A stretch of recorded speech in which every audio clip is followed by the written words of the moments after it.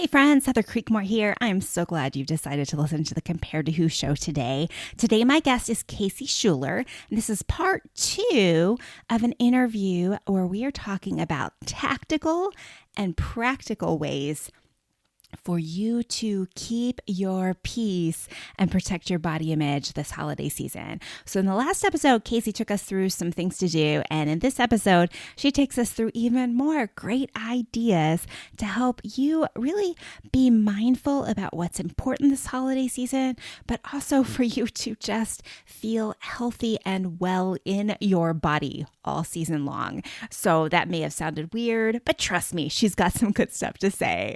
I think you're really going to enjoy this interview. Also, I wanted to remind you, if you haven't had a chance yet, download my absolutely free, comparison-free Christmas reading plan on the YouVersion Bible app. It's just 4 days long, but I think it'll help you keep some holiday peace this season too. Here's today's episode.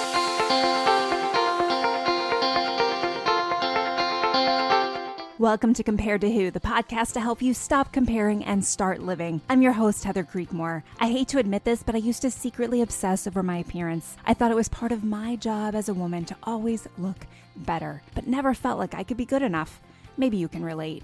God, in His grace, showed me a way out, and I want to give you all the tools you need to break free too. If you've ever spent too much time stressing over your looks, I get it. I hope you'll keep listening and find the same freedom I have. Here are 3 other things you should know about me. I'm a minivan driving mom of 4. I'm author of the book Compared to Who and the Burden of Better. I'm a blogger at comparedtowho.me, and you just may have seen my epic bake fail on Netflix. If you've ever struggled with comparison or body image issues, Compared to Who is the show for you. I hope you enjoyed today's episode, and hey, tell a friend about it.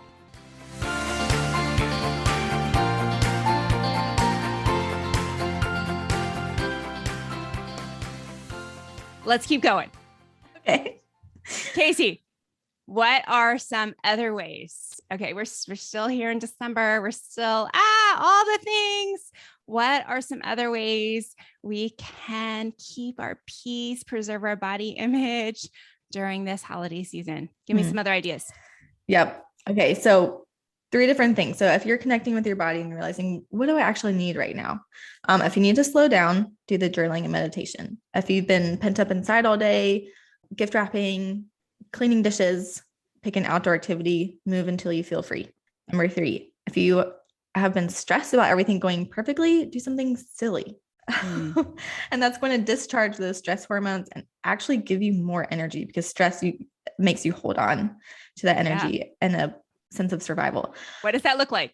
What's something silly? Okay. So with body image, we tend to think about like surface level. And sometimes with family, if we haven't seen them in a long time, especially if they're relatives that we see like maybe once a year, we want to get past that surface level conversation. So some silly things that we can do, different situations. So I love to put out like those table topic conversations for dinner. Put a card out at each place setting, and then have a time like when the conversation is lulled, and, to kind of divert conversation away from gossip or any awkward conversation like, oh, you're not married yet? Or, questions like that, can feel like you want to walk out of the room. Stay in the room and have this conversation ready to be able to get to know someone on a deeper level. What is valuable to them? So those table topic questions can be really helpful when there's an awkward pause or, in between dinner and dessert, that kind of thing. I love that, because we did that for Thanksgiving a couple years ago. I saw in the faces of some of the relatives there this feeling of, wow, like someone wants to know something more about me. And I don't know, I'm having a hard time putting words to it, but I just remember sitting at the table thinking, this was the best thing we could have ever done. Because otherwise, and, especially if your family comes in a couple days early, where it's like, okay, we've already had like a lot of conversations. You're kind of running out of things to talk about. So you're going to drift to politics or some other place that you don't necessarily want to drift. But I saw on their faces that no one's ever asked me that question before. No one ever cared enough to say, what what is your dream or what is your favorite thing about whatever, so I love that. And it wasn't necessarily silly. But I love the idea of making it silly too. But I think just having a structured way to connect with each other, that takes some pressure off what the conversation is going to be, like you said. And yeah, I love that. Sorry, go ahead. I wanted to give that my endorsement. Yeah, for sure. And right. Cause sometimes we want to feel known, and especially with family too. And that makes us feel loved. We want to feel loved beyond looks.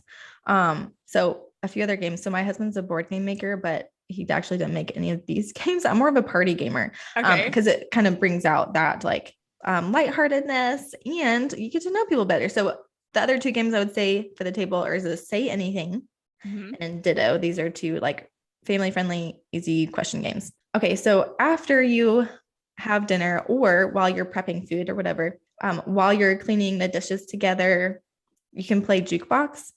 This is what we call it. I don't know if everyone calls it that, but basically each person takes a turn picking the song that's playing. You play some songs in the kitchen. So like, asking my father-in-law, like, what was your favorite song to listen to like in college? And then I knew so much more about him, and it's, music fills the air, and it's like, oh, you were kind of listening to this person's heart and this person's history. And it's really fun, and kids can get involved in it, and it gets, it can turn into dance parties, whatever. Awesome. Okay. And then prayer walks during breaks. I say prayer walks. This can look like a lot of different ways, but being able to walk outside. But like you said, if there are listeners in places where you can't walk outside very much, you can walk around a space in the house. If you have a chance to close your eyes, you can just talk to God for a second, tell him what happened, just to remind you that God is there with you. And so that you don't have to be in that survival, like defense mode around family or around, like different situations. Number 4, silly family games. Our go-to is always charades. Super easy. What is it? Charades. I thought you said trades.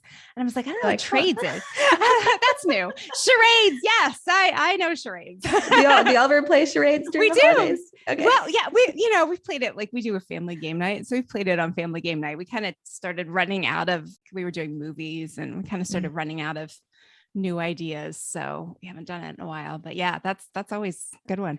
Yeah. And monikers is kind of like a card game, but it's like charades. Or if you ever played fishbowl, it's like, you start out with, you can say words and then use the same cards. You don't say any words and then you only do an action. So if you get bored of charades, that's another option. Move on to that. Yeah. Awesome. Yeah. And then video game dancing. There's so many different, if there are any kids in the house, there's usually some type of video game system in the house. And, you can watch people do the video game stuff. You can cheer them on. You can have a scoreboard. Everyone can be involved. It gets people rallied around one activity together. So you can create that memory together and do something together where, like, if you don't want to answer and ask questions and all that, that's a good way to kind of create another memory. And then plan one accessible active outing for everyone. I always see in the movies, like people playing football outside or, but it doesn't have to be football. It can, you can just throw a ball back and forth as you chat together, because as you move, you're able to open up a little bit more outside of yourself, and you're able to actually build like compassion and empathy. So when you see someone else moving, your mirror neurons turn on, and you kind of do what they do. So like if you see someone crying, it makes you, well, I usually cry when I see someone crying. I'm just really sensitive. But if someone is throwing a ball, then your body kind of that motor pattern in your brain lights up too, because you want to do what they're doing, and it actually creates a deeper connection, and you're able to get in their shoes sometimes. Sometimes we don't always understand each other during the holidays. This can be one way to like create that connection. Walking to a playground with the kids, you can, if you're throwing a ball, you can always add tag in the mix with kids. That is just always creates laughter. If there is a race going on, like 5K, you can sign up for a race together. You can have people on the side cheering you on, or you can do like a neighborhood parade and everyone grabs some wheels. It's a bike. scooter and just go. And sometimes neighbors will follow along too. So those are just ways to kind of, to bring some movement in, more connection, and some a little bit bring out the deeper aspects of each person too, while making everyone feel involved and together. Yeah.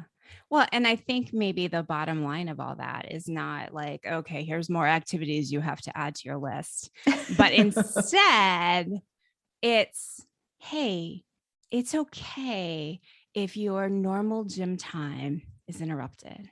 It's okay if you don't get your regular workout in, because like there are ways that you can just joyfully move to to your ministry, right? Like to what you're all about, right? Like, but joyful movement is enough. And actually it's more than enough. It's actually good. It's healthy. It's so much healthier than I've got to clock my certain amount of time and miles so that I can, earn food mentality. Joyful movement is so good for your body and good for your brain and good for your overall health. And I think Kasey's ideas make it good for your whole family, good for family bonding, good for holidays.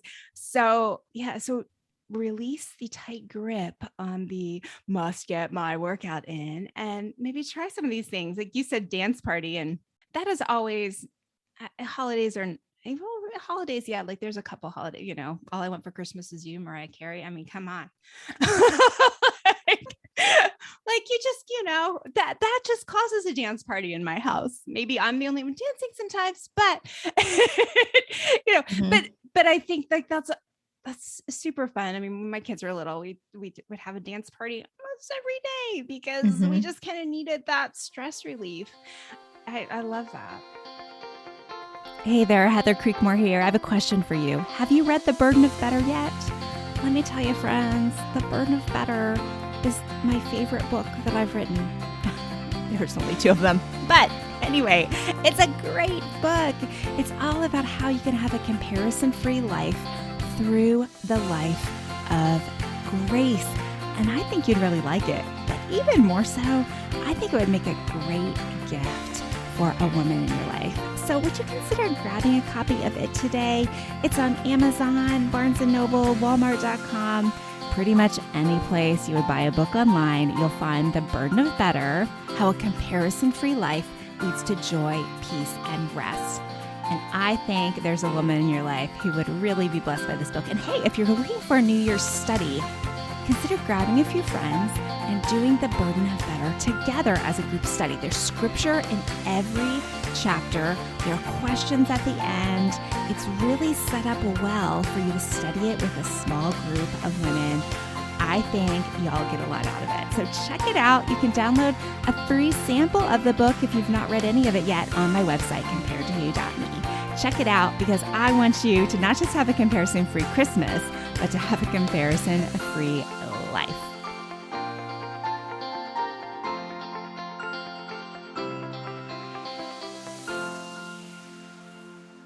I want to go to a little bit harder place and see if you can help us with this.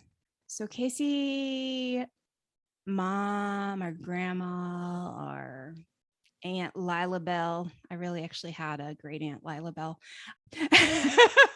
My family's from the South. Great name. And they come in and, maybe they ask the question you already mentioned, why aren't you married yet? For my single listeners, my heart goes out to you. But maybe even a little worse than that is they say, boy, you put on some weight, or why are you eating that? Don't you know if you eat that, you're going to get fat? And they start going down the road of commenting on your weight. Like, any ideas as to how can we prepare ourselves for that?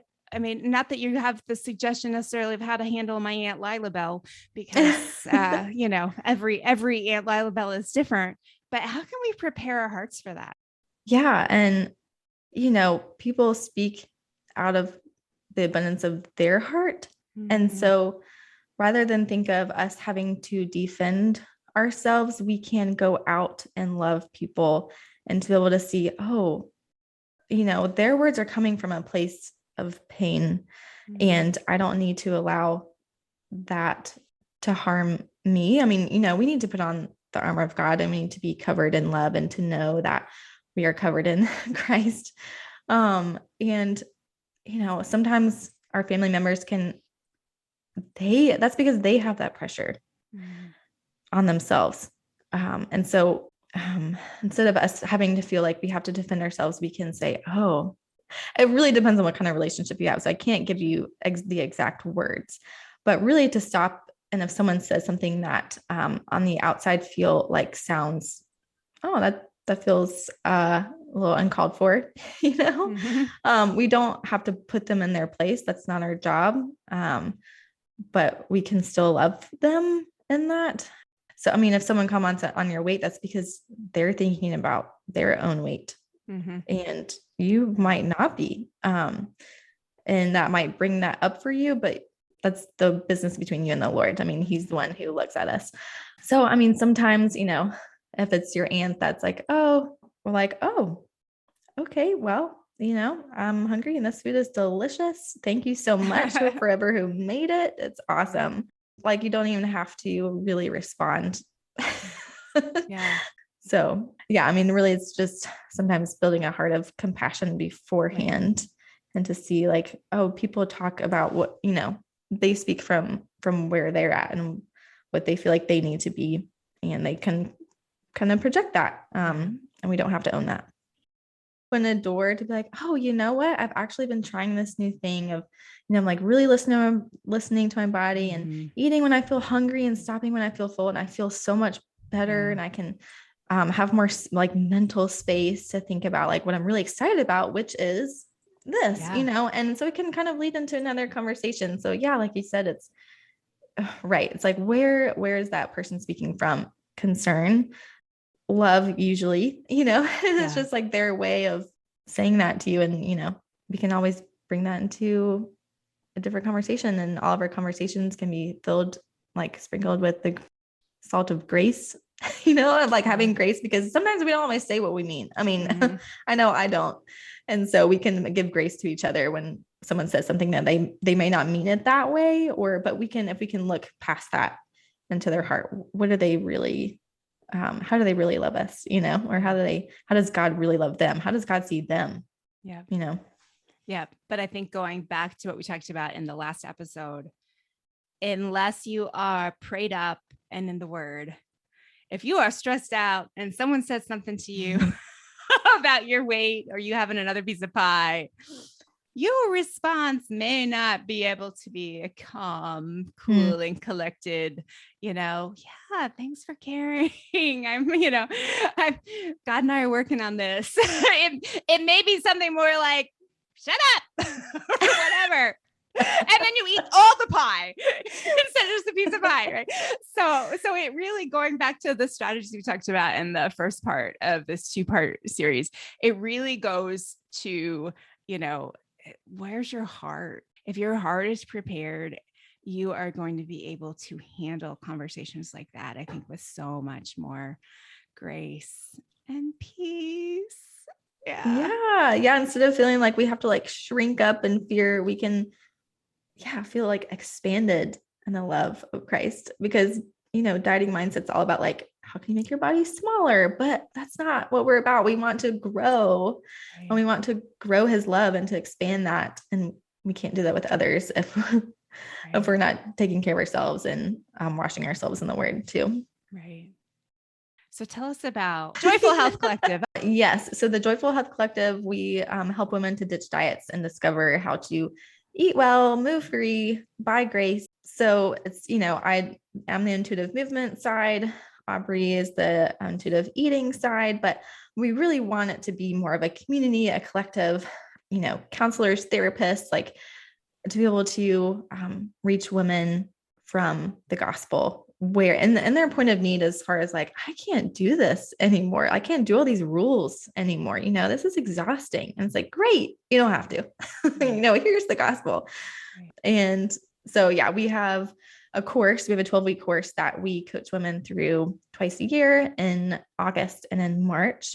And then we have a body blessings book, and we have a few other online resources and blog and Instagram and all that. So yeah, Awesome. we would love to connect and to continue to create that community. Yeah. And just throw us a website or an Instagram address or both where we Sure. can find you. Yeah, thank you. Yeah, joyfulhealth.co is our website. And then Instagram, Joyful Health Co.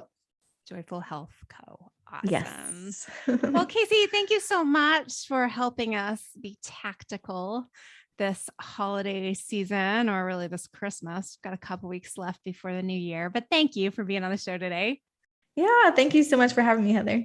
And thank you for listening today. I hope something in today's episode has helped you stop comparing and start living. Bye-bye.